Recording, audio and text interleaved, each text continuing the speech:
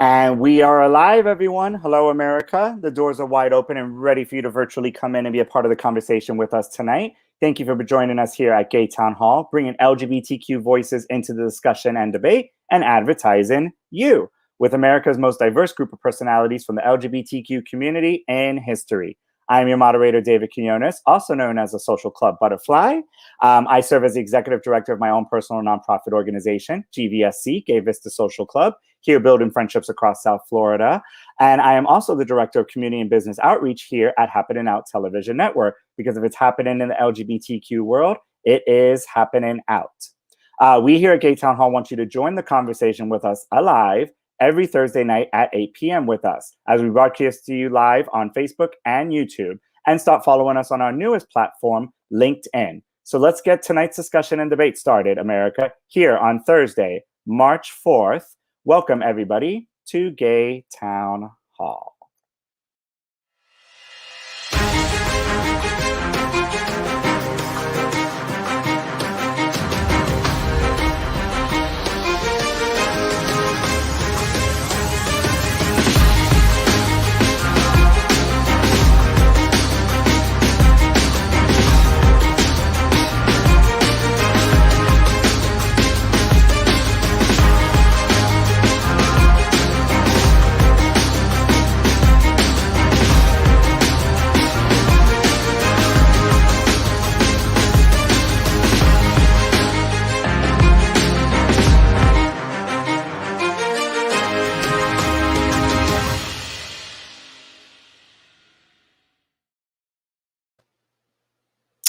All right, so let's get this show going, everyone. I am thrilled to welcome Gay Town Hall's lead host for tonight's conversation. She is a Bravo TV top chef and the master of the popular oyster celebration restaurant, Bubbles and Pearls Champagne Raw Bar, here in the heart of the famous Wilton Drive, the gayest place on planet Earth. She is also the founder of CTBS Coaching, creating results in empowering youth. Her focus is on using food to build community, deliver healthy food solutions to underserved neighborhoods, and eradicate hunger in our lifetime. All right, now let's find out a little bit more about our host. Her worst attribute is she's controlling and righteous. Her best attribute is she is consciously loving, hyper creative, and full of joyful energy. Let's please welcome our lead host for tonight, Chef Josie. Hey, Chef Josie. What? How we doing, David? Are we ready to get cooking tonight on this episode of Gay Town Hall, or what? I am. I don't really know how to cook that much, but I know you're going to whip up something really good for the audience here at home tonight, aren't you? Hey, well, listen, food connects us all, so it doesn't really matter whether or not you know how to do it. I'm sure you know how to eat. I'm sure it's inspired you at some point in your life, and I'm sure you need it to live. I'm absolutely certain of that one. So, yeah, we're going to have some fun here tonight. All righty. So if you could tell us a little bit about yourself, a little bit about your restaurant Bubbles and Pearls, and your involvement in something that's called quantum energy infusion. So if you could tell us a little bit more about all of that good stuff. All right. Well, let's go ahead and start it up, okay, guys? Because so you know, energy is everything. And in case you didn't know that, just, talk to Newton. He said it. And, energy is everything. And, well, energy has helped me create this wonderful champagne and oyster celebration restaurant located in the heart of Wilton Manors, right across the street from City Hall. We call it Bubbles and Pearls. We have a lot of fun. We never need a reason to pop a bottle. Like tonight, I'll be popping a bottle just to get this party started. And we've been there 5 years. We obviously are celebrating the bivalves in our place, but the reality of it is it's all about good food. It's about community. It's about bringing people together. It's about having the right vibe and celebrating creativity. And so our art also, we are also a gallery, and our art changes every month and a half. We're curating a story that is hopefully running parallel with our restaurant. And so, just come by every day, every night every week, actually, we have some specials, and I have an amazing staff. We're all about like really appreciating you guys and being grateful for all the support. Besides that, quantum energy infusion is something that I do. When I'm not in the kitchen, is because I want to make sure that my energy is right. I want to make sure that that I'm helping to heal the collective energy forces. But there's a special tonight that my homegirl who's on here tonight, Angie, you'll meet her. But we have a flash offer, and because you're watching tonight, you'll be able to learn more, get a great deal. Go check it out. And if you want to know more about how to keep your energy grounded, how to help keep the world peaceful, just go check it out. It's very simple. Energy is everything. All righty then. Thank you so much, Josie. So let's go ahead and start meeting some of our hosts that are here with us this evening. All right, up first, we're going to kick Guy Town Hall the way we do every week. It's time to find out what is on everybody's mind. So we are going to go around the room and we're going to find out what is on everybody's mind in 30 seconds or less, good or bad. And in honor of Chef Josie, I want to know, do you prefer to cook at home or go out to eat? So up first, let's go ahead and bring our queer minister that is at Sunshine Cathedral. Let's please welcome Reverend Dr. Jarrell Watkins. Hey, Reverend. Hey. Well, what's on my mind actually is food, and not just because of the topic tonight, but because I'm at the end of a 3-day cleanse where I've had no dairy, no booze, no bread, no white sugar, just a lot of fruits and vegetables, a little bit of protein, and gallons of water. And so I'm sick of it. And I can't wait till I get up in the morning and have have champagne for breakfast and meat and ice cream and just go crazy. But so it's very much on my mind. Whether I like to eat out or like in, I love food so much. I don't really care where it is. I really don't care who prepares it. So basically, I am bi-culinary. All right. So all America heard was bi and fill in the blank. All righty then. All right, let's meet our next host. He is our off-Broadway actor and drama queen. Let's please welcome Rossaroni. Hey, Rossaroni. Not just off, but off. Oh, there's an extra off in it. My apologies. Broadway is a thing. I have not performed there. Not yet. What's on my mind is Dr. Seuss, reminding you could be racist writing books, you could be racist swimming brooks, you could be racist with a mouse, you could be racist in your house, but just know that you'll see you as a louse. Let's see, what was it? Eating out or eating in? Do you prefer to cook or you prefer to go out to eat? Oh wow, what's on my mind? Okay, I have conditions. So if I'm eating in, it has to be something that I made, and it's with people. I love cooking. I love cooking for people. I'm also very Italian, so like that's in my blood. And if I'm eating out, I do like eating out. It has to be really good food, and it has to have really great French fries. Because if I'm gonna break a diet, it's got to be really good quality French fries and good seafood. And do you have any relations to the movie Eatin' Out by any means of the word? I have not had sex with that movie. No. Right, relations with the movie.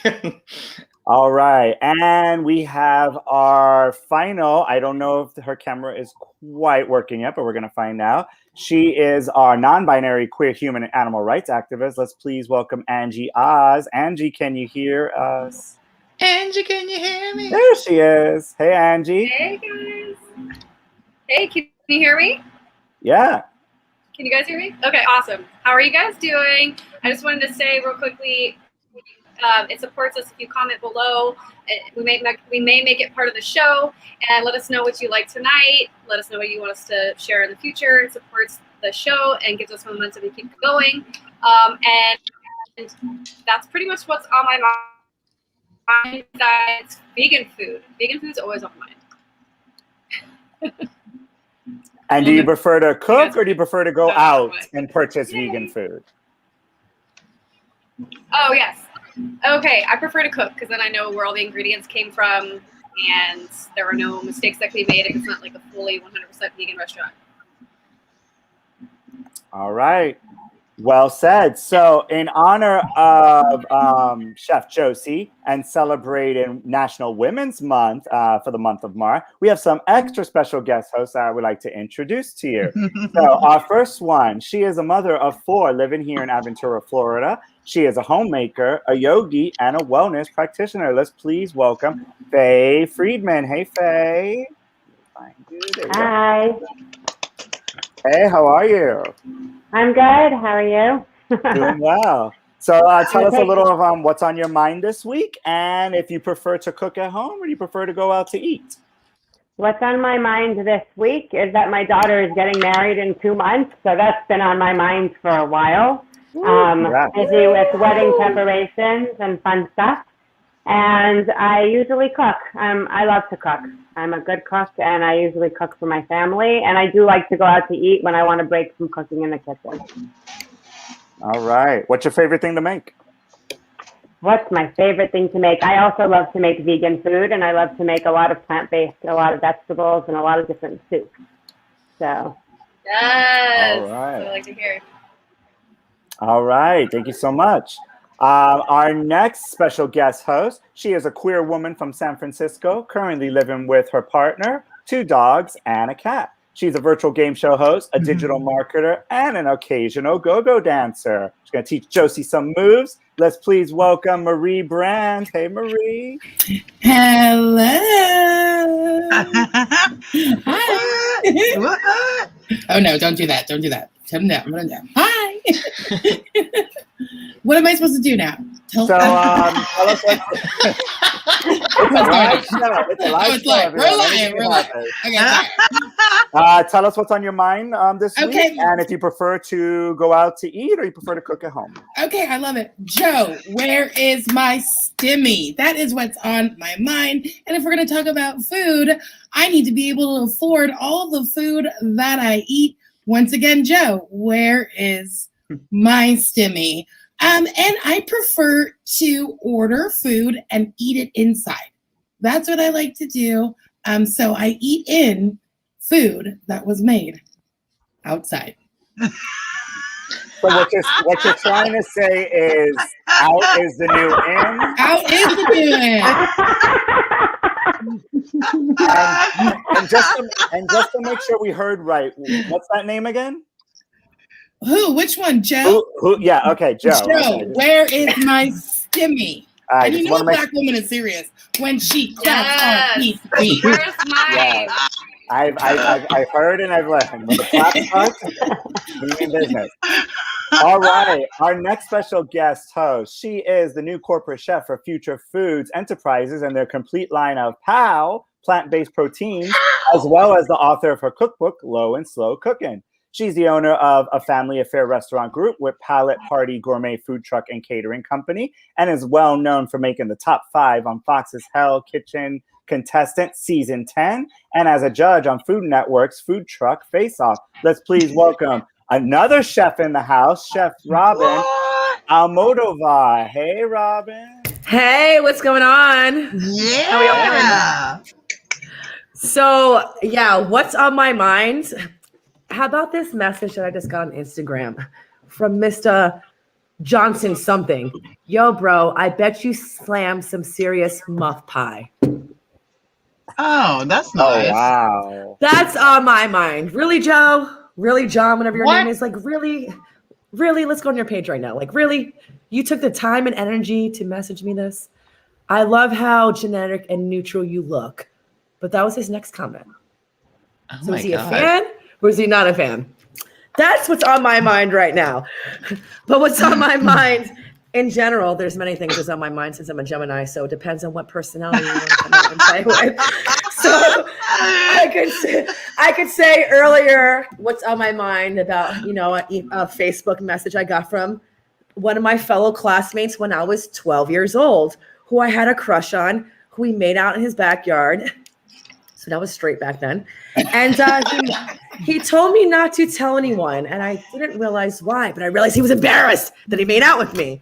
So funny, he messaged me on Facebook saying that his son's a huge fan and he does not believe that we made out in his backyard. Bro, you want to brag about it now?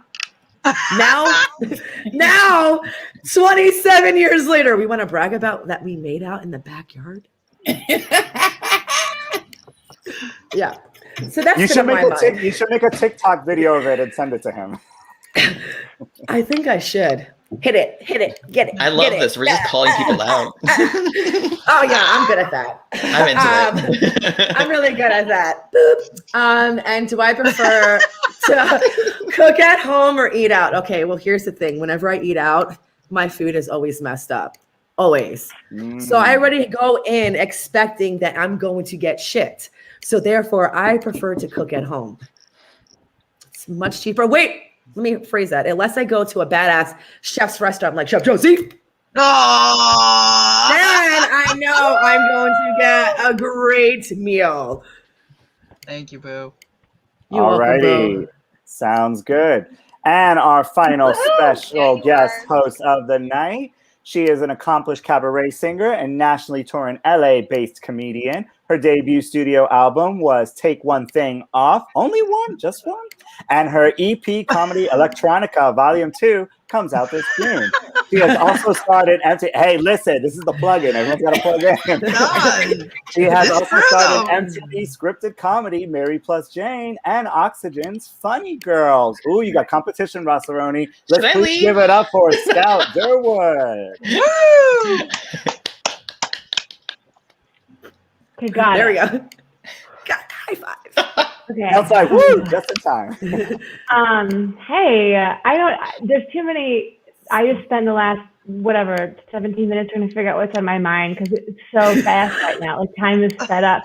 Has it been 1 year? Has it been 100 years?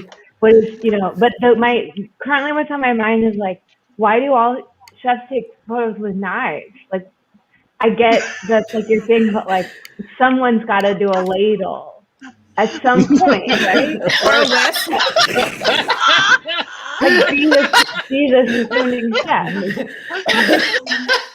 We don't really look bad in the kitchen sitting there with a spoon in our hand like this. Why do all chefs Come on. make up? Leave with your offset. You know what I mean? Be like, I'll just guide you in the direction I want you. Put you in a cute little. You know what I mean? Like, we'll get there. So use that for your next photos. Just for you. And, and a soft spatula, a spoon and a soft spatula. You could get real lesbo and just get real soft and just slip in a real spoony photo into my DMs. Honestly, that's the most sexually aggressive anything I want in my DMs, spooning material. I eat in. I love going to restaurants. But my favorite thing is to go to a restaurant and go, I'd love some food on my plate, and whatever you think goes there is what goes there, which is hard. Sorry. I do have dietary restrictions because I am a queer white woman. So, but that's my favorite thing is to just go, you tell me, and I'll put it in my mouth, spoon it in. Doesn't everybody wish that the other person they were talking to would say, just give me what you want and put it in. Put it in my mouth. Just put it in my mouth.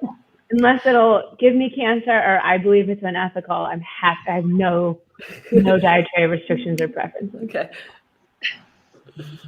All right. Well, you heard it first here in Gay Town Hall. So let's give a round of applause for all of our hosts this evening.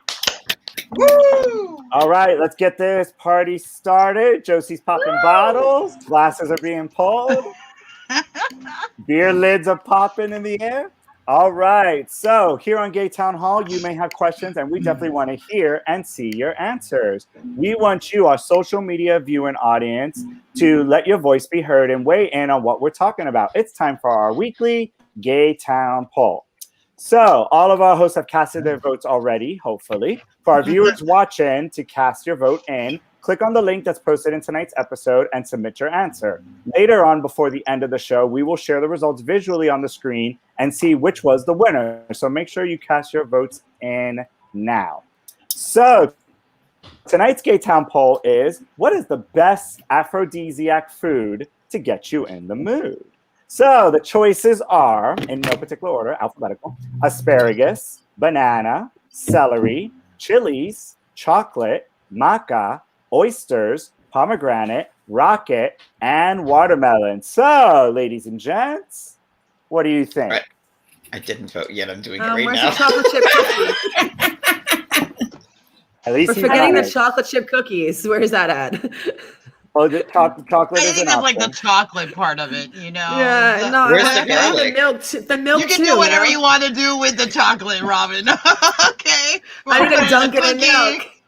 You know, melted, poured over someone, whatever you want to do. I Okay. trust that you know what to do with the chocolate. I definitely know what to do with chocolate. It becomes a messy situation. I'm finding this conversation very flattering. I just want to let you know. Always, so you all know what to do with chocolate. I love that. There you go. Yes, girl. So That's right. you think chocolate is going to win? No. What's rocket? I didn't know. Rocket is another word for arugula. Arugula. Oh. Oh, Like Harry Crevier. So this French style picture, green what beans. is under the arugula looks really good. This is why I'm voting for arugula then. When you said rocket, not to think, my mind kind of went dirty, and I thought like that kind of rocket, like a pocket rocket. Oh. That's where I first went, but then I realized we weren't talking about that. We were Wow. talking about food.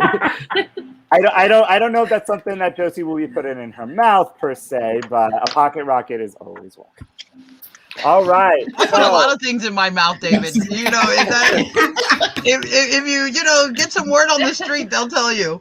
We got all night to find that out, Josie. We got all night. All right. So we're gonna show at the end of the episode who prevailed through. So let's keep it moving to our first topic of the week. Josie, you ready to get going with our first topic? Oh yeah, let's get it. All right, so our first topic of the week and our theme of tonight is food for life. And we're going to give you just a little bit of a taste. So everything we're doing tonight is a course, for a meal, because we're going to feed your bellies and we're going to feed your mind and we're going to feed your soul. So our first category is lifestyle and cultural. And it is our first course, which is the appetizer. And I call it Dating Wrapped Dates. And I'm going to let Josie see the pun? And I'm going to let Josie take us through our first topic. So Josie, take it away. Yeah, so, just to reiterate, tonight's episode is all about food is life, guys. Food is life. And I don't know about y'all, but I know that the people who are on this panel tonight, we all have something in common. We like to eat, right? That's for sure. For this first course, we're talking about dating, right? And when it comes to dating, I don't know about y'all, but I know I've found myself in situations where I've gone out on a date and, I've had a girl say to me, I only date because I have to. I only eat because I have to. And I'm like, you only eat because you have to? Like, what does that fucking mean? Excuse me, but I'm like, that's when the date, I'm like, Josie loves French cuisine. Over yeah. It's the French word for seal. Yeah. I'm like, check, please. You know what I mean? Or I only eat this, all right. So anyways, all I know is like a good appetite for me is one of the most attractive things I've ever found in another human being. So when it comes to dating, is it important to you that the people you're getting to know love food or have some sort of relationship with food? Yes. yes. Yes, I want to. You better mess it up. You better get dirty. None of this dainty stuff. Get dirty. Get in it. All right. I want to see it all up front. So we want to know, how important is that concept of food to you? And just to provide a little bit of context. So according to The Insider, they actually did a study on this. There's now evidence. I just care that they're vegan. There's now evidence that some women go on dates just to get a free meal. And they have some disturbing personality traits in common with that. Researchers showed 698 single heterosexual women found that 22% of them agreed to go on a date just because they would get a free meal out of it, not the potential relationship. The women who admitted to foodie calls, as the researchers called them, were also more likely to exhibit psychopathic or narcissistic tendencies that could have contributed to their outlooks on dating for free food. Quoting women with Women with dark personality traits and traditional gender role beliefs may exploit traditional dating scripts for men. So, do you think this mentality on dating for food also may apply to lesbian women and the rest of the LGBTQ community? So grab yourself a date and let's talk about what you think. So who wants to start the conversation? I'll start. I never liked dating for food. Like I actually don't like on a first date to eat a lot of food. And actually on my first date with my husband, who's now my husband, I actually ordered 6 different things. I was starving and that never happened to me before, but I was being natural and I was really hungry. But I remember going on a date and my friend saying, "This is a really nice restaurant." So I chose like this 5-star restaurant in the Bal Harbor shop. And it was a really expensive meal and I wasn't into the guy at all. And I know he paid a lot of money for the meal, but I didn't even really enjoy it because I didn't enjoy the company. So I'm not into that.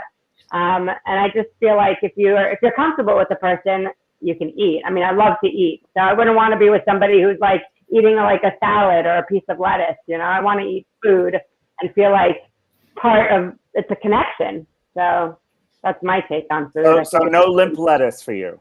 No limp lettuce for me. Nothing limp on the menu, please. Yeah, no, please. Nothing limp on the menu. See, I feel personally attacked by this statistic about, going out to eat with people just so they can, pay. Let's talk about reparations. And if an old white man asks me out, I'm going to let him pay for dinner. And I'm sorry. He owes me a few dinners probably at this point, and I'm going to order the steak and the lobster, and that's okay with me. Wait, Marie, there's phone numbers coming in the comments. Wait, there's a couple phone numbers. Well, where are we going?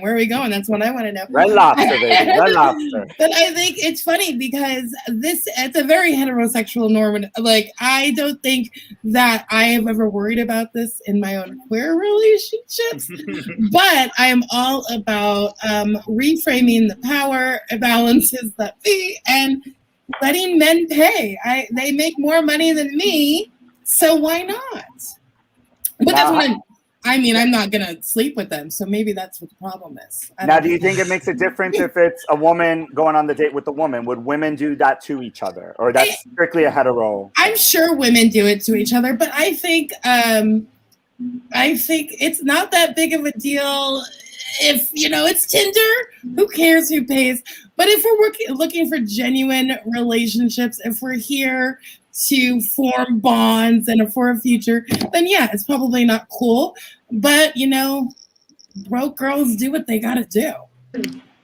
It's a pandemic. We got to eat. You know what I mean? I feel like a lot of... Oh, sorry. Oh, I was going to say, I feel like a lot of people... at least in my community, the gay male part, a lot of them like the idea of providing, and I'm all for that because I am so poor. It doesn't mean I'm going to use them for it because I don't want that coming back to me, But if they want to pay, I'm not going to stop them. I mean, I'll probably be like, "Oh no, sorry, you don't have to." Okay, Well, how important is it for you if one pays over the other, or like the concept of a 50-50? Like, I'll pay half, you pay half. Or I get the first part, I get the movie, you get the food.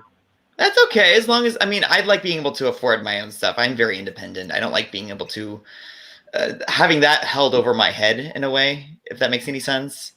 Like, oh, well, I paid for the food, blah, blah, blah. You don't want that extra, what's the word? What am I thinking of? I'm not gonna finish my sentence. You guys get it. Why is this still on me? Look about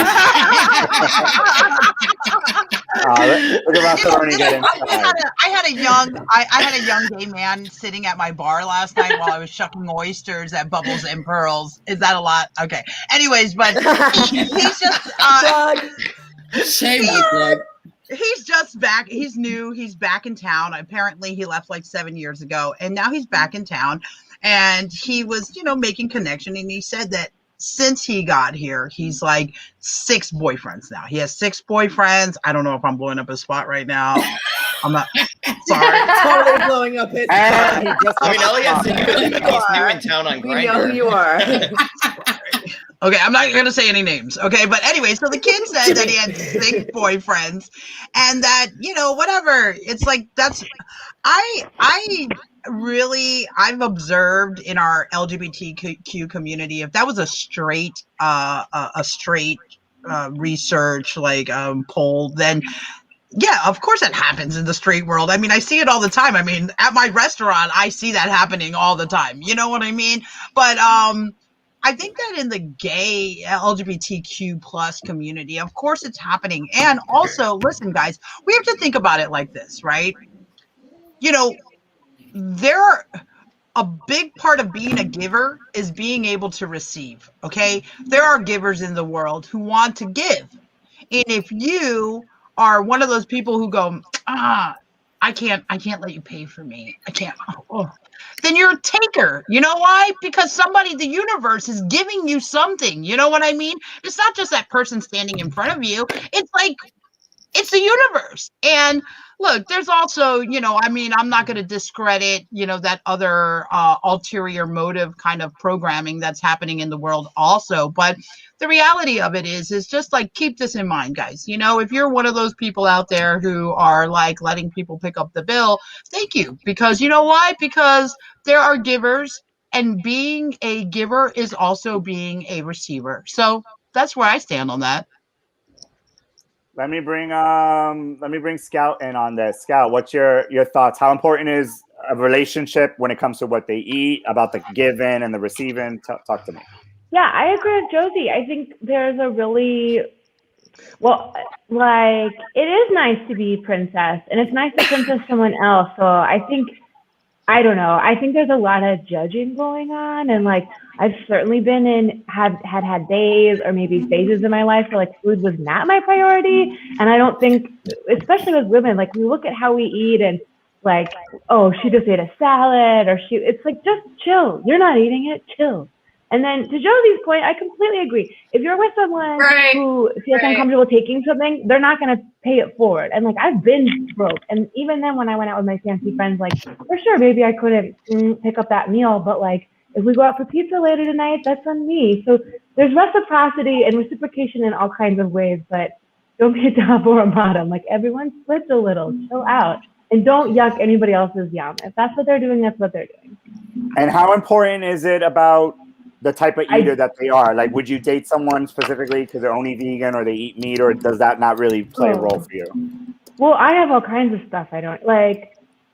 The only thing I don't like is people being rude to wait staff or like super micromanaging. Like, I think if you go out somewhere, just be able to eat there. It's tough. You know what I mean? Like, don't go like, okay, the only actual turn off I have is when a human adult just doesn't like something for no reason. I don't get that. Like, if you're allergic, fine. If you don't agree with it, ethically fine. But like, how do you just not like a food? You're an adult. Yes. Right. Someone who I know is very opinionated about food, Miss Angie, talk to us about how important is food for you when it comes to a date. That's it. Mic drop. Boom. Yes. Well, I don't know if you guys can hear me. I can barely hear you guys. It's cutting in and out.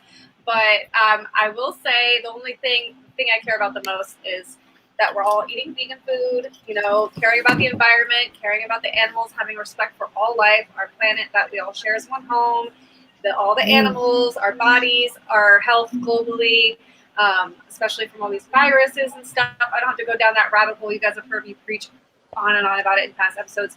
But, that's my biggest concern, especially if I'm going to care about someone long term. I want to make sure that they're gonna stick around and live. And even if not saying that if you're not vegan you can't like live a long healthy life and not get some kind of disease or cancer, but it definitely supports statistically in ensuring a healthy ultimately a healthy lifetime throughout your life and longevity of your life. And I've seen so much suffering in my life.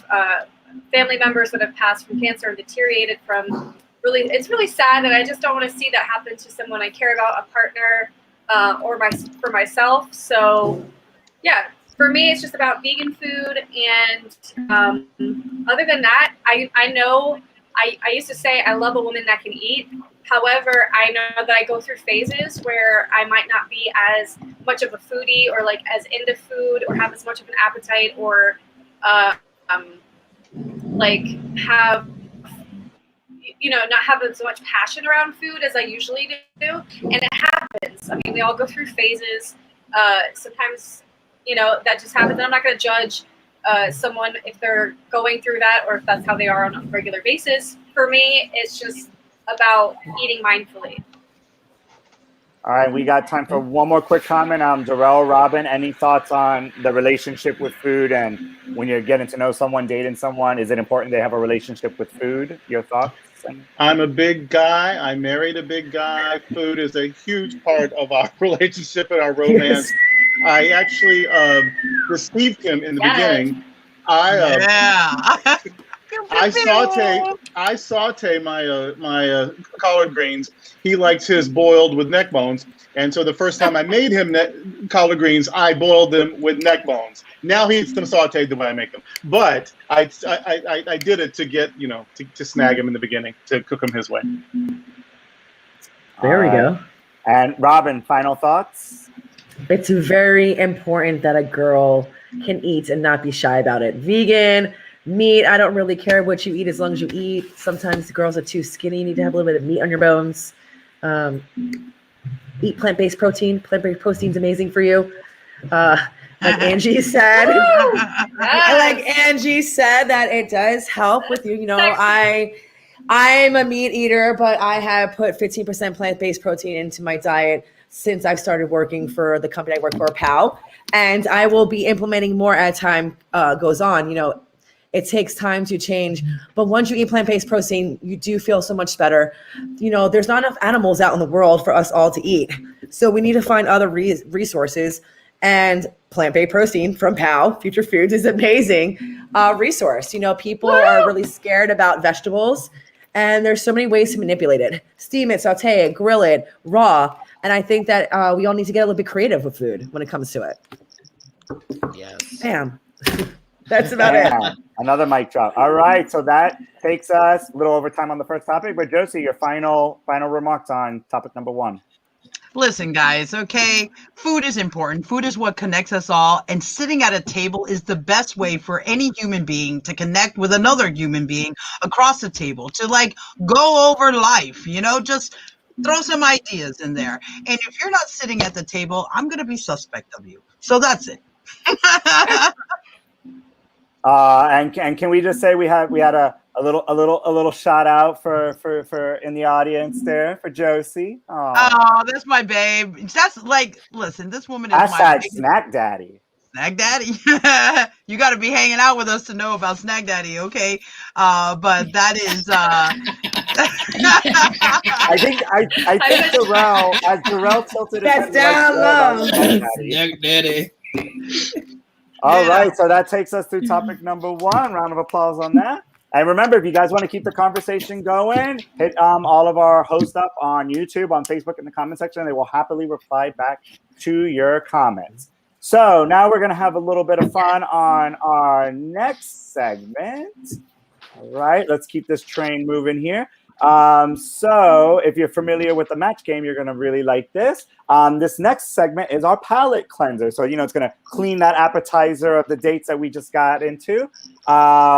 If it's happening in the news, if it's hot off the press and being out is the new in, then it's time for a happening out headlines. All right. So this is tonight's breaking news story.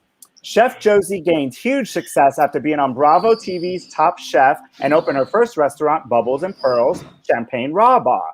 Now in 2021, she has decided to do it all over again and open up her second restaurant. This time, it's dedicated to the lesbians of the Wilton Manors community and for everyone who loves and appreciates women. Did we mention that every night is ladies' night?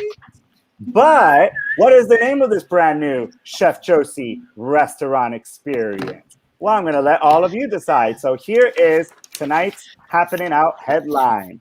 Bravo TV Top Chef reality star Chef Josie is now Whole opening snack up her tank. second restaurant dedicated towards the lesbian community and for everyone who loves women. The name is blank. Don't show it yet. Don't show it yet. We're gonna go around the room. We're gonna go around. We got it. Marie's excited. Marie's excited. All right. I like it. So, Okay. All right, so should I go first? When you're ready, raise your hands. Raise your hands. If everybody's ready, everyone's ready. All right. Let's see who wants to go first. Well, Marie was really excited, so we're gonna start with Marie. So Marie, what was the name of this? What was the name of this? You know, restaurant? I'm gonna assume that Josie is going to open a vegan restaurant for lesbians. So the Big V for those who like to eat clean. There you go. The Big V for vegan and vagina. Just in case Oh you my know God. For those who like to eat clean. So in other words, you get to have your cake and eat it too, literally. What I Oh my God. All right, let's see. Rossaroni, what you got for us? I have two. Can I use two? Absolutely. Okay, Josie's the first taking one. notes. The first one I came up with is the menstrual cycle. There's live music. Very good. Live music. What do they serve? What kind of cuisine? It's a bakery. It's lots of pie. Yes. Yes. Cherry And pie. Very pies. the other one is the clit pit. If you could find it, you're not a man. Oh. Oh, Oh. that sounds like a little bar down an alley. You got to knock and say the password to get in. Oh Not 3 my! times. Ask for Barb. I think Josie blushed a little bit. All right. Hey, what do you got for us? What's the name of Josie's I restaurant? got two. I got French kiss, and then we were talking about more vaginal, so I thought that would be the second one. And we got to ask, is there a special cuisine, special cocktail, special dish they serve at these? What would they be having there? That's very interesting. French kiss? Maybe it'll be a French theme. I think that could be romantic. More vaginal? I'll leave that to Josie. She has a good imagination. All righty, let's go to Scout. What would Josie be calling her second restaurant? I was thinking like a sort of like really sexy, like bondage themed restaurant. And we Ooh. can call it dietary restrictions. Wait, Josie, elimination? Yes. Elimination Yes. and Josie are teaming up. Yes. Yeah, and then at night, this would be like such a date because you could take anybody there and they can order off the menu. And then at night, it turns into the night spot, eat out. You know, just Oh, After hours. oh, Josie, Yes. you got options, Josie. You I got know. I'm options. like I crying would eat over here. I would go here. All right, Robin, talk to us. What's the name of the second restaurant? Oh, you're on mute. Vagalicious. This way to heaven. And if Josie was to order the heaven platter, what would that come with? Oh. I'm gonna keep that coming to myself right there. Oh wait, so we have an audience member. The clam jam. There we go. The Is clam that all jam. lesbians are vaginas? Like, do none of us care about boobs or personality? Well, or- let's see. I don't know. No, Jamal. we don't. Is there more to Josie's restaurant than just vagina? What do you got for us? Well, I had two.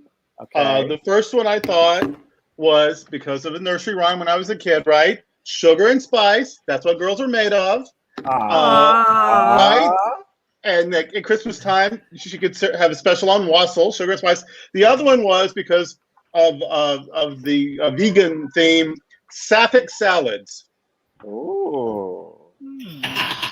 Yes. That's old. That's old person for lesbian, by the way. Yeah. we got it. Okay. I was getting caught up in the salad part of it, you know. That's where I was stuck. I think I was that was stuck from there more too. gay men's area. You know, like tossing salad. Yeah. Like, whoa. And Darrell, will there be a specialty themed tossed salad every day?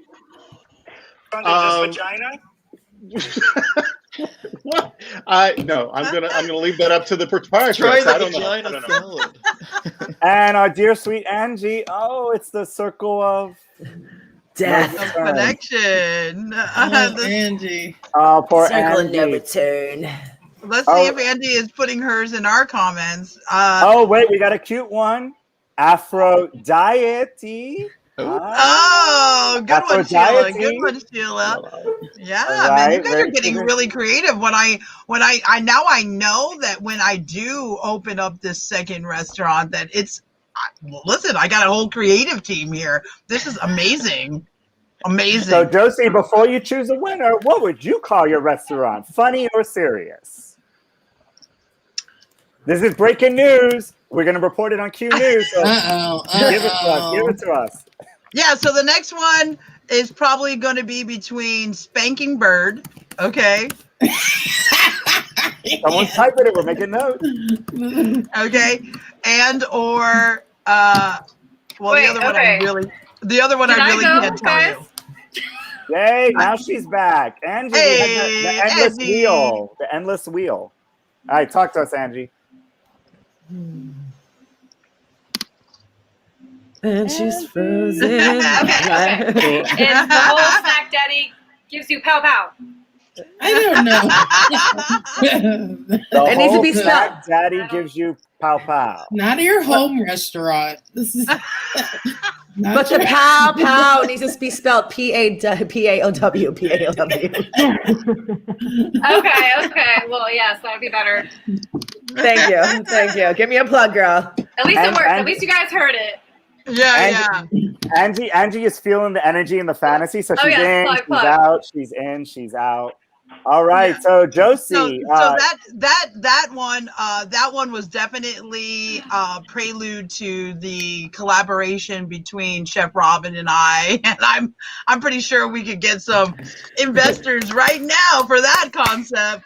Yes. So let's talk. Let's talk after this, okay? Hashtag drop a DM. Drop a DM in either one of our DMs. We'll get back to you on comments. Okay. Yeah, so which one is my winner? Is that what we're doing here? Yeah, you got to pick a winner. Who's the winner going to be? No feelings will be hurt.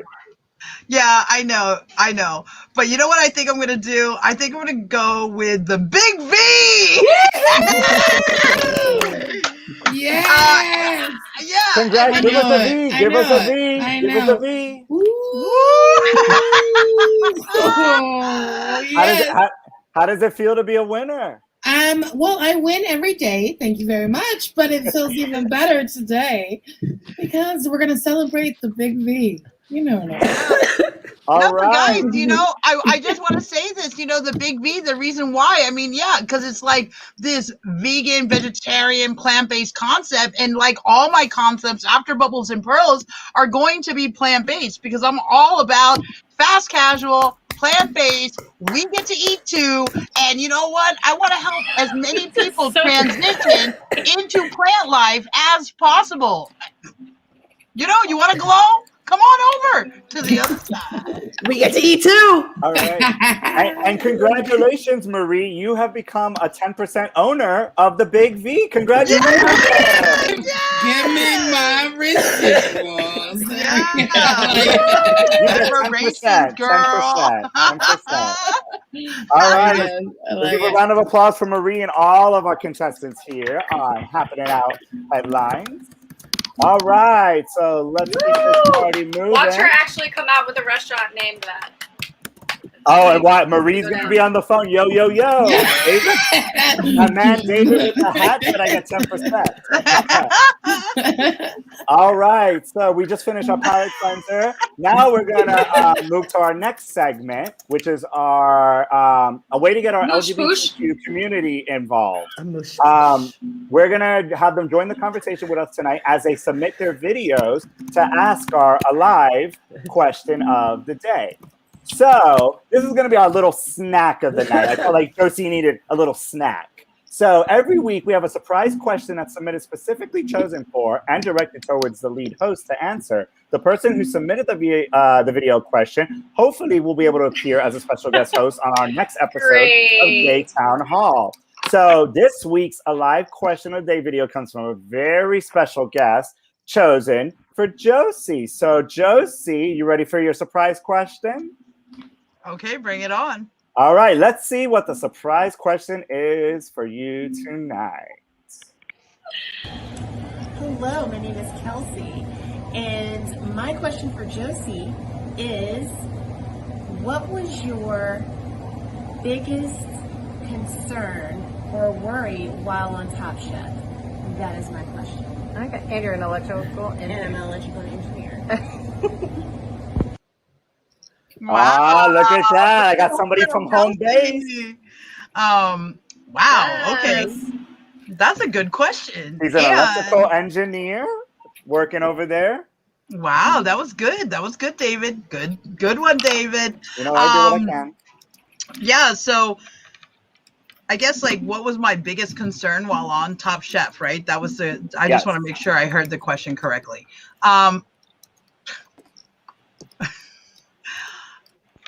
Okay, all right, I'm gonna just answer it like honestly, okay? Keep it real. You're amongst friends and Rossaroni. And only all the viewers of everyone and however many times this will play. But my biggest concern on Top Chef was like whether or not I was going to be able to like do the challenge. I mean, I was willing to do it, willing to do it. And I was really concerned that in the beginning, especially when I first came on in the first season, you know, that like I was concerned whether or not I had the skill set to be able to compete. And then, you know, as you know, the additional seasons kind of you know, evolved. Four, you know, of them, but whatever. I had a lot more confidence, obviously, but the early season was all really about like just my confidence. My concern was the confidence I had in myself and whether or not I would be able to compete at the level, and like being around other chefs and then having these like top chefs who I admired and honored in our industry come and bring the challenges. I was like, oh, you know, I was scared. And so, yeah, that was my biggest concern. And otherwise, every other thing, I was like, I'm just here to be me, you know, so that was never going to change anything. But the cooking portion of it and whether or not my skill set was at the level that was going to be required for the challenge was definitely always my concern. All right. Now, Josie, you know, I knew because it's you, one little snack wasn't going to be enough because you still look a little bit hungry. So, you know, I got a little second snack for you. Hey, bae. My name is Mercy, the Yes. wife of Chef Josie and co-owner of Bubbles and Pearls, and I'm an artist. Fun fact. My question for Josie is, if not for me, what and who is your type? I had to get the white thing. Watch out how you answer that. This is awkward. Let him Okay, way to put me on blast, yo. Jeez. Hey, I had to get the cute question and the spicy question. So you got to do sweet and spicy. All right, Josie, so tell her. I see your angle there, David. She wants a name. She wants a name and why. No, I don't think she wants a name. I think she wants a type and why. And so I'll answer that as a politician would. Okay. Go ahead. And just so you know, so whoever's watching and, you know, whatever, and anyone who's ever, you know, had the luxury of getting close to me. The Josie experience. The Josie experience is because I've experienced you and you have experienced me, but whatever. The reality of it is I love smart. I love beautiful inside and out. I love women who are creative. I love human beings, but smart is like the key here to me. You have to be open-minded. You have to be conscious. You have to be beautiful. You have to shine your light. And that works for me. And when when I see that, everything else kind of falls into place. And I'm a real fan of queens. So I don't know if it's just what I know, if it's who I attract, it's how but there's something to be said about human beings in general who use their mind to communicate who they are. And that really turns me on. And the way to my heart is through my mind, not through my stomach. You would think I take care of my own stomach, so I don't need you for that. But like the way to my heart is through my mind, and that's what works for me. That's my type. Let's give a round of applause for our 2 video questionnaires. Did I do good, Josie? I do good? When I asked them for the request, when I asked them for the video, they were like, hee hee hee. All right, and who knows? Maybe Miss Marcy may be joining us at Gay Town Hall in the near future. You know, we gotta see. But good. You should have her on. Thank you, Bubbles and Pearls, for submitting those videos. We greatly, greatly appreciate it. And Josie lit up, so very happy. Thank you so much for that. All right, we're moving on to our second topic of the night. So this is our business and political topic. So we're on our second course, soup and salad. This is the political power tossed salad, and it's one of the dishes they serve at Jarrell's house, at Jarrell's new restaurant that Josie's going to be opening up. So, Josie, take us through this political power toss salad topic. Okay, guys. All right. So you guys know I ran for, mayor of Wilton Manors. I did not succeed, but I did take 12% of that poll, and that was exciting. But so with our second course and this political power toss salad, in the political climate we're living in, okay, how do you think that the food that we are eating, is affecting the mindset of the people in power? And just think about like what they say to us as kids, right? You are what you eat. So keep that in mind as you start to think of your response for this question. And really, who doesn't love a tossed salad? There's a study that was conducted by everydayfeminism.com, and they listed the 6 most important reasons food is a political issue. And I'm going to share them with you because I thought this was really interesting. But one is, what we think of as good food is white food. Now, whether you agree or not with it, just listen. Number 2, they say racial stereotypes play out in how we conceptualize food. Number 3, food has a human cost. Number 4, the cultural appropriation of food is super common. Number 5, food can be tied to religion. And 6, access to food is racialized. So let's toss around your ideas and, share your thoughts. What do you guys think? So there's a lot of tossing going around, everybody. So everybody line up. All right, who wants to start? Well, I live in LA, so everyone in my city is either vegan or keto, which is really conflicting.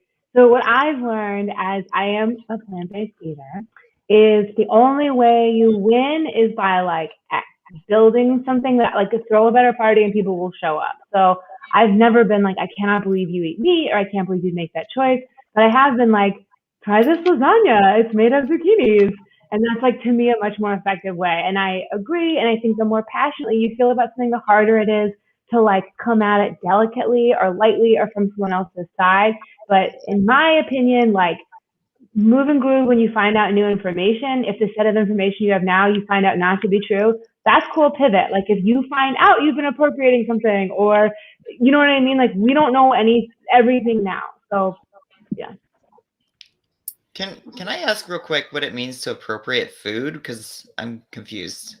Well, all right, hold on. Marie's ready. I'm Italian, and I'm I'm not gonna just eat Italian food. I'll be honest, you know, there's a vegan soul restaurant in San Francisco that's owned by white people. That's like, that's a form of appropriation, like white folks taking soul food that people have created with lack of money, you know, using the best ingredients that we have available to. Don't even get me started about food deserts and veganism. That's a whole other thing. But I think when that's what you see a lot of that kind of appropriation. Like, we are taking minimal ingredients and creating beautiful things, and then white people are cleansing them and selling them to richer white people for greater profits in gentrified neighborhoods. I don't know. That's my thoughts. But what if, and I don't want to like debate too much because I don't want to like send anybody into a crazy argument, but please do, Rossaroni, please do. Oh, okay. What if the white people who open that restaurant have a passion for that specific type of food though? Well, are we talking with black people? Are you consulting black people? Where'd you get this food from? You know, if you're going to take something that is from our community and profit off of it without including that community, then I have an issue with that, because you're leaving the people who probably need that profit and that money and that access. Because let's talk about veganism. It's not the most accessible diet, and make them a part of it. That's not true. You know what? I love when people say that, but a food desert is a food desert is a food desert, and veganism is not a reality in food deserts. I love when people tell me that, you know, you can be vegan anywhere. No, you can't. Why you say no? Why you call wolf? Why do I say no? Yeah. Okay, so because I didn't say that you can't. So I heard bits and pieces of that. I didn't say that you can eat vegan anywhere, but I was saying no to something about, you made a statement about not everyone. It's not possible for everyone or accessible. It's not accessible or affordable or something along those lines. You can.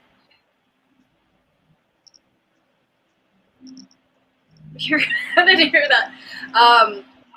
My internet connection sound, guys. I'm sorry. But I will say you can eat all kinds of things, vegetables, and eat cheap vegan, and it doesn't have to be processed foods. And I know plenty of people, even on food stamps, that are able to. That's the part that I heard. So maybe I'm missing something. Yeah. I mean, so let me jump in to mitigate here. Can I say something? Well, hold on. Let me mitigate here for a moment, because I think that what is really important to hear when Marie is making that statement is specifically the distinction of food deserts. And in food deserts, I mean, it's very hard to find healthy food in general. Period. That doesn't even that's not to take into consideration any dietary restrictions. That's a shout out to you, Scouty. But this is what I'm talking about. So we're talking specifically, I think Marie is specifically talking about accessibility in food deserts. You know what I mean? And that's a challenge that we all get to be a part of creating a solution around, because food deserts are like these places where let's not even get into dietary restrictions. Let's just get them healthy food. Right. I think also that the important thing to understand is that there's a huge epidemic in this country, and a lot of people don't even know what they're eating. And if you take a look at products and what's in the products, there are so many ingredients in there that are just killing us left and right and making us sick. And then if you're talking about, I don't know about food desert, but about people who can't afford to be on a plant-based or vegan diet, it's understandable that they're buying products that are on a shelf and then they don't really know what they're eating. And so a lot of it is education. And I think that there's something missing in educating people about what they're eating. And the second thing that I really did want to say is that I really mostly eat plant-based. I'm not vegan fully, but I feel like that's like, I don't feel like I'm not judgmental on whatever people eat, because everybody has their own journey when it comes to food. And we all have a different metabolism. We all have a different body. We all have different needs. And I think it's really important to honor who you are and what you need and where you are in your journey. And if you're learning about the process, I think that that's great. And I think if you want to learn about the process, that's even better. But I think the bigger picture is that we have a huge epidemic in this country. And because of that, we have such a large percentage of people that are overweight and sick with diabetes and all kinds of health and chronic illness. And it's not being solved in the medical community. And that to me is the bigger picture. And the bigger picture there for me then is, how do we teach people how to eat healthier? And maybe that does mean vegan. Maybe it doesn't. I don't know the answer to that. I just feel like that is the larger and the bigger picture. Also, in terms of accessibility, like I spend a ton of time on the road, and like try to eat vegan, or I'm celiac. Try to eat gluten-free, plant-based on the road. It's hard. And if you're like on your way to work or you don't have time to cook, like I cannot tell you how many times I have either almonds and a banana if I can find a gas station, or French fries for lunch when I'm on the way to a gig or whatever, because like that's what I got. Yeah. That's awesome that you live that life, Scout. That's awesome that you live that life, Scout. You're like my inspiration. Oh, thank you. Thank you. Thank you. Thank you. Darrell, what's your take on, food as a political weapon? Obviously food ties to religion, food ties to politics, food ties to health, food gives life. What's your say on that? Well, symbolically, food is very important because it brings us together at a table. Table fellowship is a primary concern in the scriptures. A lot of what irritated people about Jesus is that he would sit at table with all the wrong kinds of people from beyond his social group. And so by inviting people to his table, by going to other people's tables, going to other people's homes, that kind of boundary crossing really annoyed power structures. So it can be seditious just to eat with people. So I do love that. And secondly, it is outrageous and reprehensible that as abundant as our planet is and as wealthy as our country is, that food insecurity even exists. And so that's something that kind of pisses me off a lot. Yeah. Robin, thoughts? About food, you are what you eat, they say, right? Just like the phrase, you are who you surround yourself with. So I feel like if you surround yourself with crap, you eventually become crap. I feel that if you keep on putting crap inside your body, you eventually turn into shit. Sorry, excuse my language. I feel like the world, there are a lot of definitely overweight humans in this world, but especially in America, in the US, we overeat constantly. And we don't know what portion control is. And I think that once we can control that and we can get that conquered and we learn how to eat better, all realms, people think fast food is easy. Yeah, McDonald's is easy when it's easy, but it's all crap we're putting inside our system. And I think the one group that I love working with is Flippity here in South Florida. It's, help educating lower income families how to live off of $10. You can make a whole meal for $10 opposed to going to McDonald's, the Wendy's, the Taco Hell, and putting all that processed crap inside of us. Because that is what's bad. If you want Taco Bell, make it at home.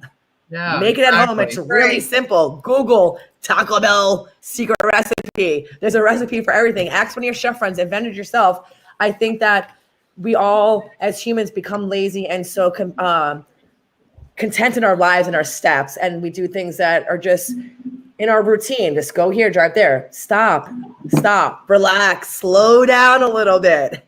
Take a deep breath. We are what we eat. If you eat shit, you will turn into shit. That's it. Yeah. All right. So right. Josie, I couldn't possibly agree with you more. Final comments. Okay, well, I would love to, I would really like to thank everyone for bringing your heartfelt responses to this typing away. And, that brings me so much joy, and just really the awareness of how food is so connected to every single thing that we do, and how it is in our bodies. It's visceral. It is it powers the way our brain operates. It powers the way that we in our bodies operate. It powers our spirits. And so I am truly grateful for this conversation. And thank you guys for participating and being at the table. All right. So let's give a round of applause for topic number 2. Our soup and salad, our tossed salad. All right. Toss that salad. Everyone loves a salad. All right. Well, I'm getting hungry, so let's move on to our next segment. So, in honor of Amber Taylor, who is not here with us tonight, but she gets super excited every time. Who likes the big? Let's see if we get any show of hands. Who likes the big D? Not sure if we're gonna get anyone. Who likes the big D? Average size. Average. Anyone? Yeah. So for those Any D will do. Amber is our feminine lesbian with big D energy. That's her tagline. Big D energy. All right, What's up, tough Amber? crowd, tough crowd. Amber, we still love you, but tough crowd tonight. But, our big D is, think of this as our gay Mortal Kombat battle of size versus matter, facts versus fake news, and lead host versus host. This is a one-on-one discussion or debate, but in the end, they need to both make a decision and explain why. Prepare to clear out the room, and we are going to now talk about the big D. All right, so for today's big D, this is going to be tonight's main course, because I know Josie and me were talking, and she feels you're all really hungry. So we're going to give you a nice tasting course for you guys to all, and this is not no fruity sorbet. Our lead host is going to get 5 uninterrupted minutes to discuss a debate with another Gay Town host, who will ultimately make a decision on their own and explain why. But tonight, in the spirit of the food is life, you all are going to come together around the kitchen and survive the big D and decide, WWJD, what would Josie do? What would she eat in order to survive? So this big D this week is Chef Josie versus everybody at Gay Town Hall. So I am going to bring... I love this. I'm going to bring our game onto the screen. Josie is going to be backstage. She's going to grade you guys if you actually get right what she would choose to eat. So if you know Survivor, they would have to eat cockroaches and worms and all kinds of fun things. So Josie chose a couple of things, and let's see if you guys get it right. If you don't, she's going to vote you out of the tribe, and let's see who's left standing. All right. To the left. Everybody say goodbye to Josie. Josie's going backstage. Bye. Bye. All right, now. We're so tiny. So tiny. Rossaroni, I love you. Size does not matter. All right. Who lied and said that? All right. It all comes down to dicks. I always. All right. Especially the big D. So for the big D, let's do this. Sorry, my big D messed with my Wi-Fi today. All right, so you guys are going to have up to 5 minutes. You're going to choose between option A and option B and decide who would Josie pick. And I'm going to let, because she got so much fire today, Marie, you got a pen if you can keep track of the answers 1 through 5, and then we're going to report at the end of the game. All right, so let's get ready for the big D. Number 1. This is my favorite segment. This is so much fun.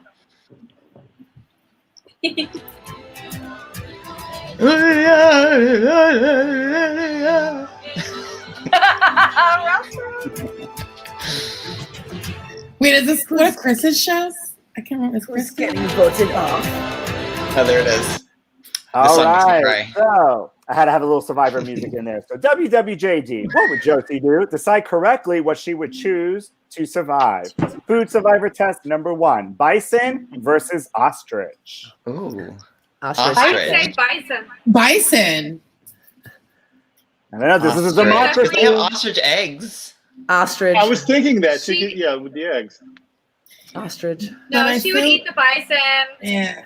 There's a lot more meat to go around. She could do a lot more with Okay, that. so she would eat the bison, but she'd ride the ostrich. Yeah, okay, fair enough. Exactly. That's a good observation. That's a good observation. All right. Are you choosing our first answers? Or if we change our answers? Now, Marie's writing them down. So bison is what you guys decided? Eat bison. I put ride an ostrich as All well. right. I think ostrich. Don't forget Number that part. 2, snakes versus snails. Josie might. Snakes. Oh, haven't snails are eaten snail. cute. There's not Snails are enough meat cute, content. but- How does But I'm snakes sure taste you've eaten garlic? snail. But she already has a recipe for snails. Yeah. Make sure you unmute Yeah. yourself if you're muted. I I'd say I hate to say it, but you probably eat the snail. Snail. I would say snails. Snail. Snake. All right. So snails. All right. Number 3. Garlic. Oh, God. I don't know. Violet versus biltong. I don't know what those are. Bella. Wood chips? I'm pretty sure I fertilized the garden with that once. I What is think that? What is that? Josie likes to eat crazy stuff, and she's a world traveler. And if you've ever been to Asia, you've probably eaten some version of ballot, right? Like, and that's what I don't know. It's a fertilized Okay, egg you're and right. beef You're right. right? I think ballot. Yeah, you're right. Biltong. Don't those Yeah, look what's biltong? yummy? Mmm. I've eaten All one right. of those. They're not yummy. All right, boys. Now, Josie, I know you're backstage. The picture didn't come through the email, so I just chose a photo, so don't kill me. All right, number 4. What is biltong? I'm not even sure what that is. Yeah. Oh, God. Pussy. Duh. Obviously the pussy.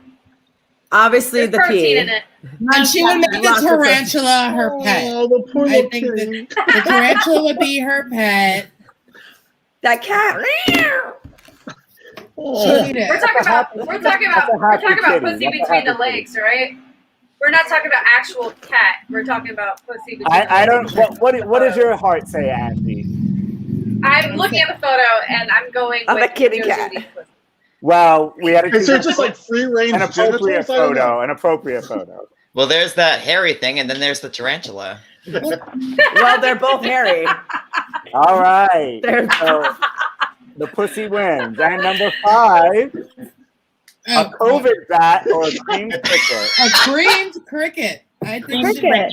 a creamed Everything's cricket. better cream. And Josie would never eat a bat. She would die of starvation. So it's definitely the cricket.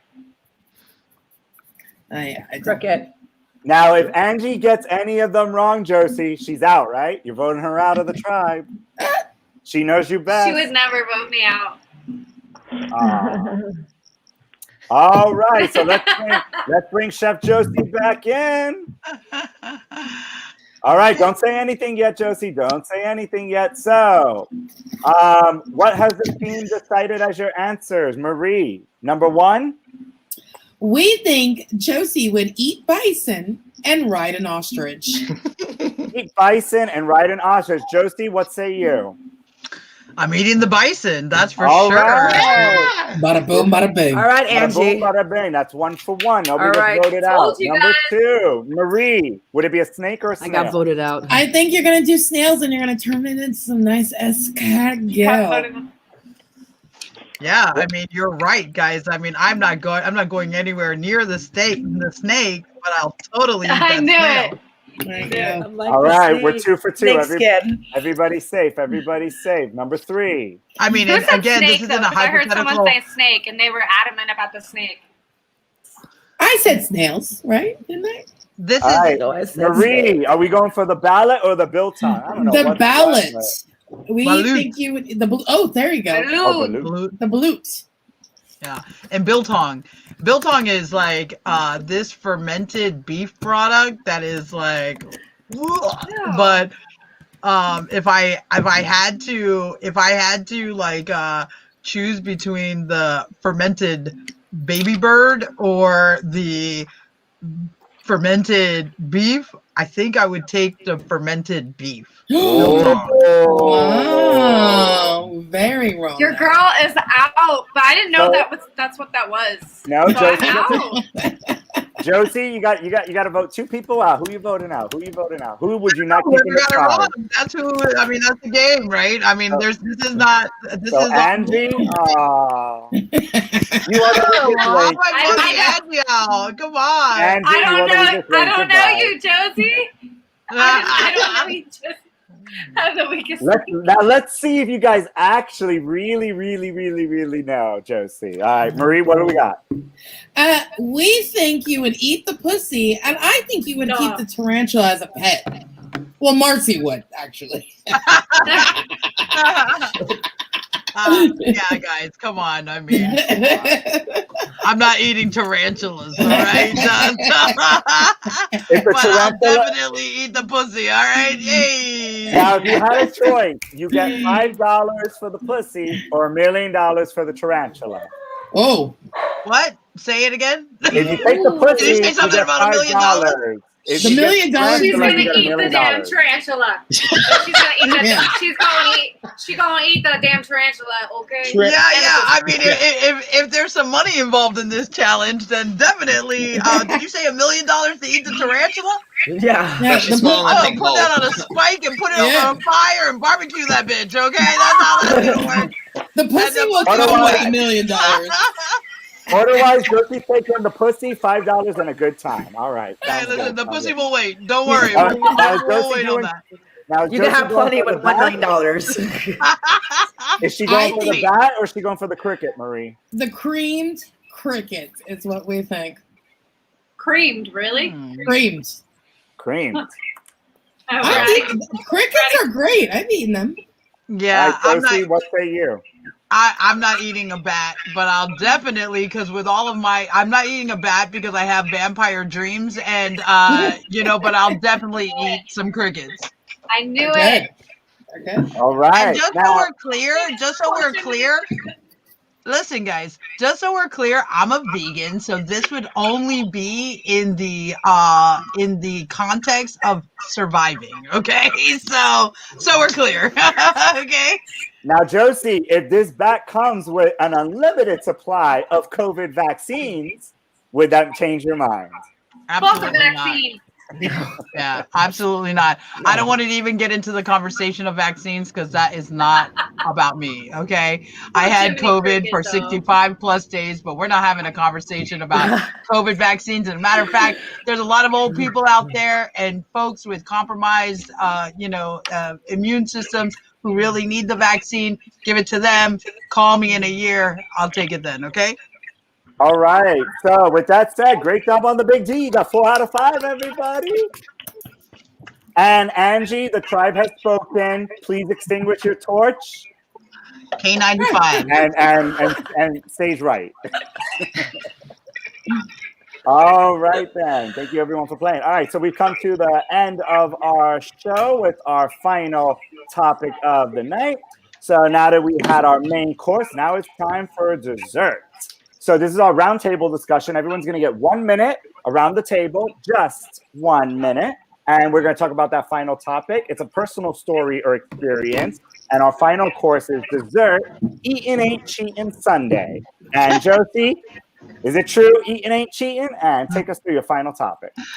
All right, guys. So, for our final course, this is the dessert, right? And eating ain't cheating Sunday. What the hell does that even mean, right? So if we are, and you know that this topic and this concept has continued to find itself into our conversation tonight. But if we are actually what we eat, then I want to know, what are you? And so what food item would you guys be? And what is your favorite food that you just can't live without? And I want to know, I'd love you to share with me and our viewers this evening, what are the foods that inspire you, turn you on, nurture you, and why is that? So look, we only have a limited amount of time here, and I want to give everybody a minute to express yourself. So make your point. So let's rock and roll, and let's be laser heartfelt and impactful. And everyone say, all right, it's dessert time, so everyone's going to take a big scoop with that spoon or spork or whatever floats your boat. We're going to start with Miss Angie Oz because we know her audio and video has been so friendly to her tonight. So, Angie, you get 1 minute on the clock and go. What food would you be? And tell us what nurtures you, inspires you, and turns you on. Almost heard you. So, laser heartfelt and impactful. Broccoli, loaded with all kinds of nutrients, calcium, protein, the list goes on. Dark chocolate. I love me some dark chocolate and Aphrodisiac as well. I know we did a poll on that. And then, but also like sprouts. Randomly, I love sprouts, like on everything, sandwiches, salads, and like sweet potatoes. The list goes on. I can't really pick a favorite. Like I can pick a favorite dish. Picking a favorite food is really hard, but I think that narrows it down. If I had to pick one to survive off of, maybe it would be broccoli. I don't know. I would and if you were a food, what would you be, Angie?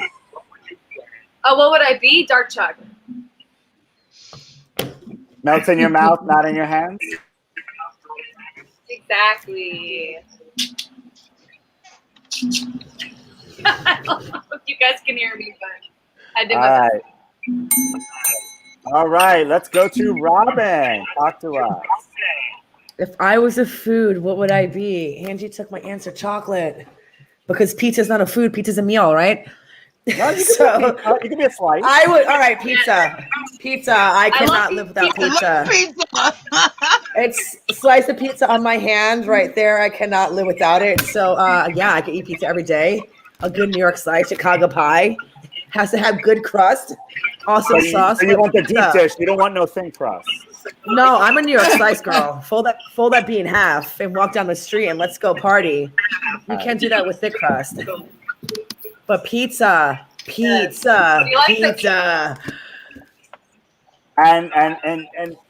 is there any other food that turns you on and inspires you? Like garlic. God, yes. Yeah. Garlic. Why? I gotta know why. Garlic. I like garlic. Why? There's so much you could do with garlic. That's so true. So much you could do with garlic. Okay, here, funny story real quick. Knock it down. My first week at Rumors, Shit, not you exist can anymore. stick garlic up your pussy. Some guy pooped his pants at the bar and stunk up the whole bar, so I sauteed some garlic and just walked around with garlic. And that aroma went away quick, and the place smelled like beautiful garlic deglazed with white wine. Yeah, garlic all the way. Pizza and garlic. All right. Yeah. Yes, you can even stick it up your pussy for some holistic health benefits. Oh my! We're gonna get to And that. if you like pizza, you can check out Pizzeria. What's it called? Pizzeria. Jarrell's appetite is That's just simmering. Reverend, right now. sorry. All right, Jarrell, I'm dying to know. Would you be a fruit, a vegetable, a slab of meat, a dairy product? What would you be? I would be butter. Butter is my favorite thing. Ooh, love it. Ooh. And I love Now, we everything. talking real butter, salted? I can't believe. First of all, to be real butter, of course. and, Churn it yourself? Well, I don't have to be that authentic, but no, it's so good. You can grease up anything with it. It lubricates. It's Really? tasty. What can you grease up with it? You can grease up anything with it. Dicks, David. He's talking about dicks. Or whatever. But I love popcorn. It's like all the things that I love have butter. It's buttery. So I've decided that butter is actually my favorite. In fact, as a kid, I would even make butter sandwiches, butter and sugar sandwiches, just for a treat. So yeah, butter, I'm saying. There's a commercial I'm going to send to you after the show of a man churning butter. It's going to change your whole world. Oh, I've seen that. I love that commercial. You know the yes, one I I'm know that talking commercial. about. Yes. On the beach? Yeah. In the Speedo? Yeah. Is there anybody, if you had one person to dream about churning your butter, who would it be? My husband. Aww. So, our future politician, everyone. Marie, I'm dying to know. Are you fruit, vegetable, grain, dairy? What I fruit? am cilantro. Not everybody loves me, but when I'm added to the mix, it's delicious. I love cilantro. I think it's one of the best things ever. And I put it on as much as I can. Garlic is my other answer, but somebody choked that one. So cilantro. That's what I am. Am I frozen? I look frozen. No, a little bit. A little bit frozen.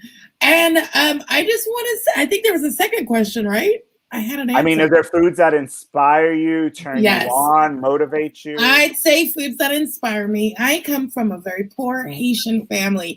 So rice and beans, what can be created with rice and beans is amazing. I lost my job at the beginning of pandemic, and I remember looking in my shelf and saying, you know what? I've got rice and beans. I can eat. I'm going to be okay. So I think a lot of mamas out there created magic with rice and beans back in the day, and my mom is one of those folks.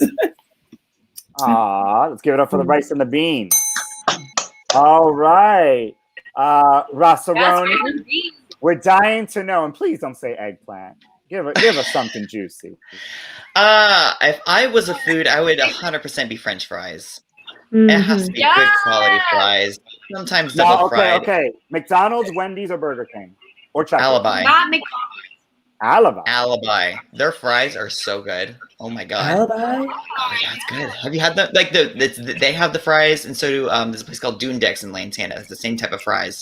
Describe the fry to us. Describe double the fried, mouth water. double fried, double breaded. It is heaven in your mouth. Do you know what it is? This is a crispy really coating on the French fry, so the French fry doesn't get soggy. It's just a long, thin fry. Why. I'm sick of getting foggy French fries. Foods that inspire me, I don't know, because if I'm cooking in the kitchen, I kind of live my life in the realm of chaos. That's how I flourish. And so there's really rarely a time where I cook something and I'm planning on what I cook versus I'd be cooking something, I'm not sure what it's going to be, and it turns out to be something, you know? And it has to have a lot of layers of flavor. It has to have I have made out with my food before. I'm not proud of this, but I have. Now the viewers want to know, did the food make out back with you? You know, it did once. I called a priest. I called Darrell. And what did Darrell say to you? How did he help you? I told him he's supposed to slice the cucumber. And then you signed up for his churn and butter class. I did. It was a creamy experience. God. All right, Faye, you want to know, what would you do? I love kettle cooked potato chips. That's not really a food, so I'm not going to call it a food. I never buy them because if I buy them, I need to eat the whole bag all at once. They're so good. But what really makes me feel good and what turns me on is, like everybody said, garlic. I love garlic in everything. And jalapeno. I love spicy. Lemon. And healthy food. Spinach and sweet potatoes and vegetables. But potato chips are definitely on the top of my list. And if you were a specific flavor of the chip, what if I open this bag, what part is inside? Plain salt, just plain crunchy and salty, no flavor, just salty. I love salty and crunchy. Keep it OG. America, you heard exactly what she's looking for. Salty, plain, no flavor. The double cooked, double fried French fry sounded really good. Double fried. All right, let's go to Scout.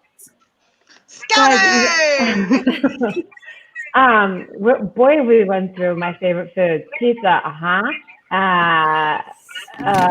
chips, French fries, yeah. And so that's tough. But okay, I'll do I'm from the Midwest, and there's a vegan Dorito. That's the purple one, and I shared a dressing room with a show. First show was a woman who's vegan, and she put it on our food request thing. And because she was using vegan, and they're the best. Yeah, thank you. And they're the best chips I've ever had. Because I am a pretty healthy, eater, but I am also a garbage person from the Midwest, and I eat a lot of junk food. You know what I mean? So I'll be those purple Doritos.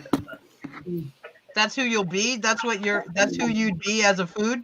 Well, I don't know. don't know what I'd be in this food. There's like so many. Do you want to be a fruit? You want to be a vegetable? You want to be in the dairy aisle? You want to be in the grains? I mean, I don't know. I mean, I don't know. It's also hard for me because like there's some foods I only eat like a couple times a year, and it's so special when I do. And so like, but am I that? I don't know. Am I my best day of the year? Like, I don't know how to answer that question. Am I my best day of the year, or am I like what I eat in a day? I see the future act for her coming up soon. What am I? Am I a bread? Am I? For those who haven't seen, I'm actually doing an event at the end of the month, the movie Sausage Party, and all of the groceries talk. I'm the bun meets the sausage, they get married, you know. It's I do have a small fake meat addiction. I have to really watch it. Some of the Beyond Meat sausages, I'm like, oh god. So I have to try not to eat too much sausage. All right, Josie, we all want to know, what are you? We gotta know.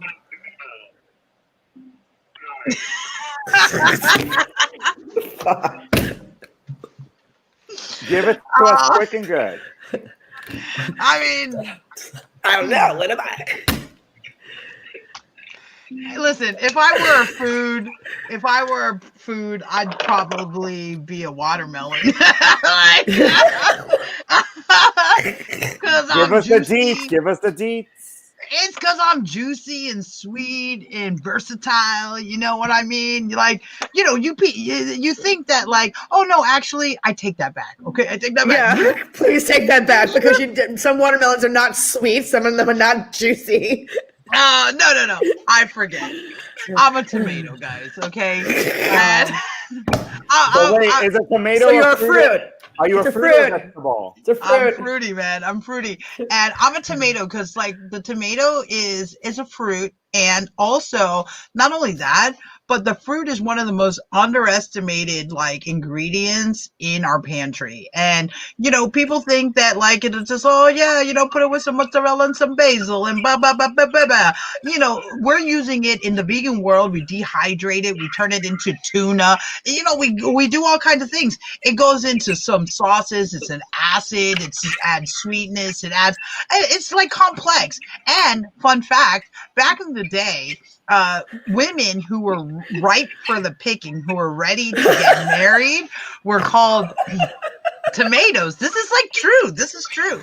So Russell, Bernie, and Terrell are nodding and all like, wow. Yeah, I'm already married, but if I were a food, I'd be a tomato. Okay. Well, the only thing I know about the women and the tomato, fun fact, in the original Chicago, they called Roxy, when she was a redhead, they called her a tomato. So maybe that has something to do with it. I don't know. All right. Well, let's give a round of applause for our final topic of the night, everyone. Topic number 3. I heard a lot of French fries. I heard a lot of garlic. I heard a pizza slice somewhere. Marie's trying to get back in because her internet went down. Oh, she's back. She's back. Yes, she is. Yay, Marie. Welcome back. All right, so before we say goodnight to our audience, let's find out who won the Gay Town poll. So who do you think pulled out and pulled through as the top choice of the night? What do you guys think? Oysters, hello, oysters. You got some good oysters at your restaurant. You got some nice oysters. Josie gets 25 cents for every time she says oyster. So let's see if oyster. I tried an oyster for the first time actually like a week ago. It was all right. I didn't feel any different. I didn't feel any ooh-ah. David, okay, you can't be trying oysters for the first time anywhere else besides Bubbles and Pearls. Okay, this is probably true. All right, there you go. Hold it. I mean, they told me there's a little lemon, a little salt, a little hot sauce. There's a ritual. Bring it. Bring yourself over to the restaurant, and I will take care of you. Let's look. All right. So the winner is oysters. Oysters. So for many people, 2 things dominate the mind. So it's no wonder they go hand in hand: Food and sex are closely linked. Romantic meals, sweet treats, and let's not forget the scene from 9.5 Weeks. I personally haven't seen it, but maybe you guys know what that is. In fact, we've been firm believers in aphrodisiacs for about as long as we've been preparing food. But is there any truth in the libido-boosting claims, or are all those theories as limp as a lettuce leaf? So what is the best aphrodisiac food to get you in the mood? The audience voted oysters, followed by chocolate and bananas, and followed by maca, rocket, and yeah. So what do you guys think? Why was asparagus on that list? Is that an aphrodisiac? It's like a stinky. I mean, I love asparagus, but it's not like a had some asparagus come over. Scout, have you not heard gonna say it's gonna cost them. I'm not gonna smell Well, it. play is a thing now, and if you like the smell of asparagus pea, maybe it's what gets you going. Oh, Yeah, is because if you that think what you about just it, said, Marie? a lot of restaurants serve asparagus as a side, so maybe there's some, a nice romantic dinner with asparagus on the side of your steak. But let's actually find out if America actually voted anything. So let's go ahead and find out. Someone's dog is having a great time with the dog. All right, so let's see what America voted, and let's take you through. Oh, I love this one. So number 10 was rocket. So I chose this one because I feel like it's the one food out of this thing that would not make me bloated before hookup. I didn't know what a rocket was, but now I know. Number 9, oh, the gays are going to be so sad. Banana was number 9. It was number 3 on our poll. Number 8, the pomegranate. Doesn't digest well. I was surprised by this one, celery. Great for your heart. Great for your heart. Not the Blood pressure. sexiest of foods, but it has phytoandrogens. Hey, you lose weight while you're eating celery. This one I did not know about. I love maca. I voted for maca. Peruvian Viagra. I've seen a ball sack like that once. Really? Really? All right. I love maca. Look at that watermelon. So I have juicy. See, that's the kind of watermelon I'd be. It relaxes With a the heart. blood vessels like Viagra does. Looks like a little heart. Chilies. Spicy Chilies, food gets the absolutely. blood pumping. For nice spicy dick sucking salad. Asparagus. So it's a good source of vitamin E, which stimulates the production of sex hormones. Really? So the restaurants are trying to get you a little wound up. You didn't even know it. Uh-oh. Number 2, oysters. What? Number 2? High in zinc. Produces semen production, regulates sexual hormones, but it's about the way you eat or slurp the oyster that gets people going. Which means I think Robin's going to be excited. Number 1, chocolate. That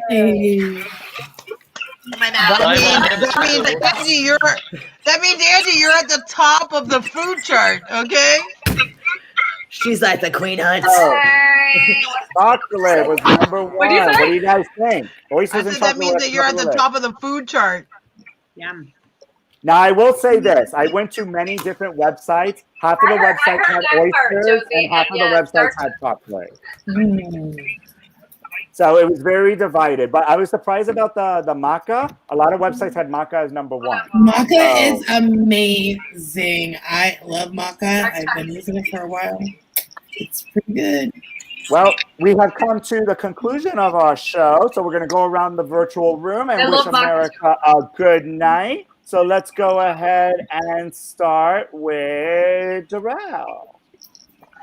Good night, everyone. As we say in Sunshine Cathedrals, I remind you, whenever I'm here, you are God's miracle and not God's mistake. All righty. Thank you so much. Let's get a thank you and a good night from Robin. Good night, everyone. Sweet dreams. Don't let the bad bugs bite. And a round of applause on one of our guests tonight for Robin. Woo, Robin! Right.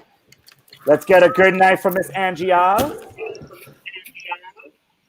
All right, good night. I know Marie was talking about maca powder, or just maca in general. Eat your maca powder. Drink sweet, guys. Check out the deal in the comments. Hopefully they have the graphic or flyer they can put up. Yes, there it is. hit me up on Facebook, or you can email me at qeiangie@gmail.com. We'll work with you and your budget. We'll come up with a different payment plan that works for you. But if you want to work with the energy, if you're interested in becoming an energy practitioner, it's definitely worth checking out. And you have changed lives. All right, guys, have a good night. It's like we heard the beautiful voice, but the mouth wasn't moving. But thank you, Angie. All right, a good night from Marie.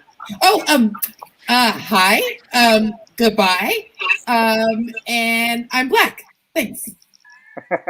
And a round of applause for Marie, a special guest host tonight. Thank you for joining us. All right, let's get a good night from Faye. Good night, and thank you for having me. Stay healthy, stay well. I am because you are. And a round of applause for Faye, another special guest host with us joining us tonight. Thank you so much, Faye. Round of a good night from Rossaroni.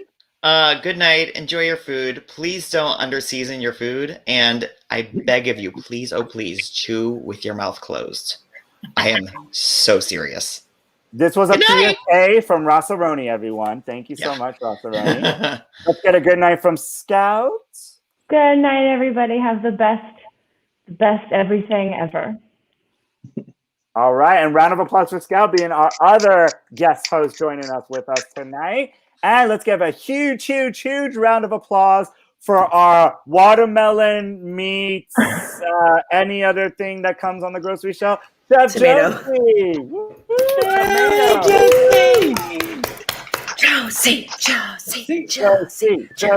Josie. We love you. We love you, man. Oh, you're on mute, Josie. You're on mute. Okay, I get too excited sometimes, guys. Okay, like, bear with me. Anyways, so listen, I just want to say thank you to all of our guest hosts this evening. I want to say thank you to you guys who are tuning in. I want to say thank you to the OGs of Gay Town Hall, and thank you, David, for having us tonight to talk about food, something that's really important to me. Recognize, guys, you know, my good night. I don't want to end it on a down note, but the reality of it is that we have in our country alone right now 1 in 3 children who go to bed hungry every single night, and that's like an issue that like sits so heavily on my heart. We can be a part of the solution. That's me, you, I, all of us, okay? And we can do it together. All it takes is us being willing to come to the table and have conversation. And that's it. Like, let's keep having conversation, and in those conversations, create solutions. Check out Bubbles and Pearls. Stay connected with what I've got going on in our social media. And all of our hosts are so special tonight. Make sure you check out every single thing that they're doing as well. And just know that I got some new concepts coming to you. I'm going to help you all transition into a plant life, and that's Unearth Me Foods being launched very soon. So again, stay tuned. And you know, and not only that, the big V with Marie and Josie. It's coming. Can we get a date, Josie? I got some cute news I got to report. Yeah. So we got the big V. You know, in the future, maybe in the fall of 2021, we got a project with Chef Robin. Like, and pow, let's go. And, you know, Scouty's on the road right now, keeping it real for all of us and living the life we all want to be living and free. But she'll keep us laughing, that's for sure. But listen, guys, I just want to say thank you. My friend Faye, I don't know where she's at here, but that's like my homegirl. She is if you're a mother of 4, you already get my hat off to you, because I can't even think about being a mother. I have a lot of kids, but they're 4-legged, but some of them are 2-legged actually, but those have feathers. But anyways, we're not going to go there. The reality of all of this is just that, look, food connects us all. And tonight we proved exactly that. So thank you guys for tuning in. Don't forget to follow all of us on social media so you can keep connected to what it is we're all up to, and stay at the table, stay having the conversation, and let's get this. Let's create the world that's equitable for all of us, because that's the new opportunity that's now at the table. Josie. Woo, woo, woo. And Marie gets. Make sure you give Marie her 10%, Josie. 10%. 10% Right. to Marie. I got her number. I got her number. With that said, I am your Social Club Butterfly / moderator, David Quiñones. Thank you so much. It is National Women's Month, so please celebrate all of the women in your life. I would like to encourage the ladies. We hope you come back. We hope we didn't scare you too much. Because we want more representation on the show. So having women on the show is very much important. And with that said, have a good night. Good night. Good night.